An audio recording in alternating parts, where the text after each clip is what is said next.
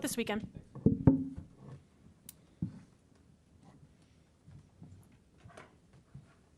All right, we're going to continue with our media availabilities here at Michigan International Speedway. We are joined by Chase Elliott, driver of the number 9 Hendrick Motorsports Chevrolet, who is looking for his first win here at Michigan. We will go straight to questions for Chase. If you please raise your hand, we'll get a wireless microphone to you. We'll start up here with Cameron and then go to Matt. Cameron Richardson, NASCAR.com. Chase, you come into Sunday 40 points outside the playoffs. How do you go about assessing the situation going into Sunday? Do you try to maximize stage points, or do you guys have to go all in and go for the race win now? Do you feel like you're still in a place where you can maximize on points?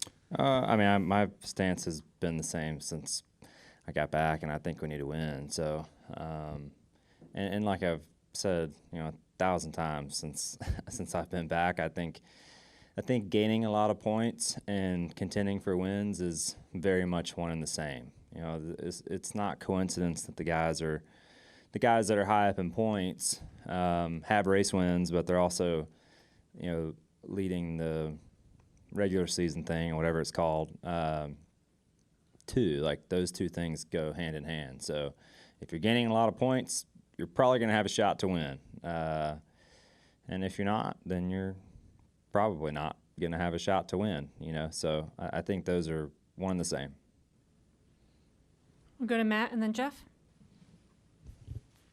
Over here. Matt Weaver, Sportsnot. You've kind of beat the drum from day one with this car that despite all the talk of aero or mechanical grip or whatever, that really these cars are just super tightly controlled and everyone's running the same time. So I'm curious, I started thinking about IndyCar, and IndyCar is kind of similar in that it's a spec car, but the damper program is opened up and you can do whatever there. Is there a part of this car that you think we could open up that would maybe kind of add some flavor to the racing and to the behind-the-scenes stuff?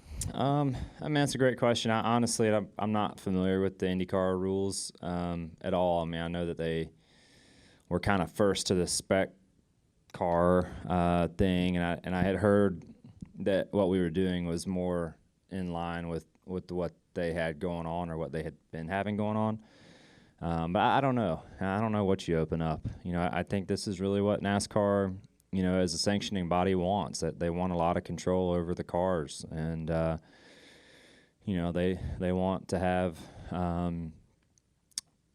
part suppliers and have the teams buy parts instead of building them, and I think the thought was it was going to save a lot of money, and I'll let other people answer whether or not that's true. But, I think that I don't know what you open up to make it better or worse. I'm not really sure. But I do know this: the cars are very much alike. It's so funny. Like, every week, we do our post-race debriefs, and the engine shop comes up with this really nice report for us to look at, while we're talking through our race, and it kind of splits up like part throttle, full throttle, closed throttle, and like the four of our guys are within like 1% of each category, and when those things are the same, it's just going to be really hard to be different, and I don't see it changing. And then you're going back to Berlin for the first time, I think, in like 5 or 6 years on Tuesday and Wednesday. How excited are you to be able to race there and get back on a super late? Yeah, I've run more this year than I have in the past, I don't know how many years. So I'm looking forward to it. We've been working at it. Much like the Cup side, we've just been trying to get a little better and trying to get some momentum on that side of things too. So I'm looking forward to going to Berlin. It's been a little while since I've been there, but I'm looking forward to getting back. Really unique and weird short track. I've run that a few times, but looking forward to getting up there. It's a good show, a good midweek show, a place that seemingly has a lot of support from the local community. That I remember, always great crowds, and they put up a nice purse, too, which in the asphalt world is a really big deal, in my opinion. So I think it's important for the racers to go and support those shows that put up a lot of money to win when they do, because they don't happen all the time. So excited to go and support it and try to get a win. We're going to go to Jeff and then Lee. Hey, Chase, how much do you think we should read into the results here this weekend for, a temperature reading for the playoffs in terms of, there's 2 road courses coming up and then Daytona. It's sort of like the last chance in some ways to see what people have. Or is that not fair because this is, not like a Vegas or Homestead in some ways? Yeah, that's a great question. I mean, it is kind of your last sample set of what would be a normal racetrack, I guess. So it's a very valid question. You look at.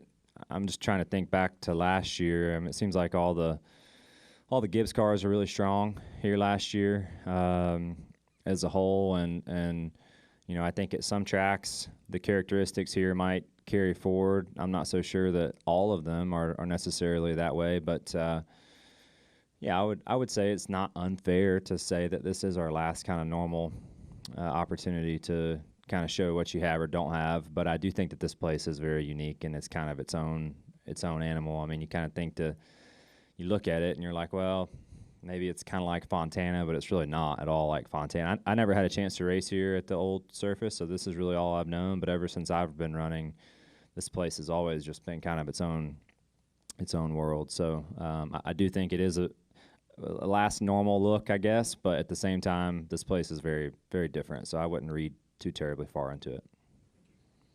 Go over to Lee in the far right. Congratulations on being here this morning. Kyle Busch didn't make it to the drivers' meeting. But anyway, just kind of curious about Watkins Glen. Is that a place you might have circled on your calendar as far as a place where you could, break through or get a win with the success you and Alan have had there in the past?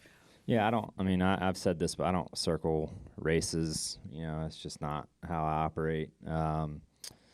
I just take it week to week and try to get better, and I like I've told you guys 1,000 times, I'll make it 1,001. I just want to be a guy that can go and contend every week and be in the running wherever we go, whether it's a half-mile road course, 2-mile speedway. I don't want to care. I don't want to care where we're going, and that's where I want to get. And I'll keep working really hard until we can achieve that. Going into turn 1 at Watkins Glen, how dicey is it, and how important is it to get a good entrance into there to set up the entire lap? I think, it definitely matters. I mean, I think about it more really in terms of a restart, and track position is extremely important. It's really difficult to pass the leader there, especially now. So, it's the game has changed. Used to it was a lot about how good of a launch you got, and now it's about who's pushing you and how good of a push you're going to get. So, pretty dependent upon.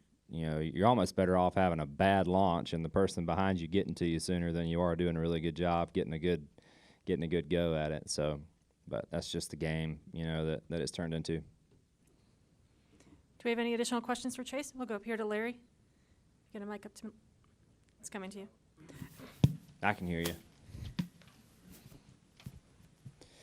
you. Larry Leach from the Associated Press. You said this track is very unique in its own world. Can you just describe it to someone who's never done what you guys do? Yeah, I can try.